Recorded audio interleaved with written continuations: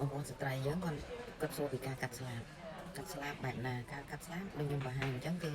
ស្រីរៀងនិងស្រីវាខុសគ្នាអញ្ចឹងអ្នកខ្លះតូចអ្នកខ្លះធំហើយ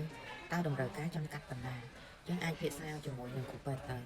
តើកម្រិតដែលយើងចង់បានហ្នឹងយើងចង់ឲ្យគាត់កាត់តែមួយផ្នែកតូចឬក៏កាត់ចេញទាំងអស់ដោយសារតែភាពទឹកពីច្រើនគឺអ្នកដែលមានស្លាបធំហ្នឹងគឺគាត់ទឹកខ្លាំងអញ្ចឹងធ្វើឲ្យគាត់រំខានណាហើយសួរថាកាត់ប៉ុណ្ណាគឺឲ្យគ្រូពេទ្យគាត់បង្ហាញដើម្បីឲ្យគាត់មើលថាតើកាត់របៀបប៉ុណ្ណាសមអញ្ចឹងឬក៏យើងចង់បានប៉ុណ្ណាពេលខ្លះ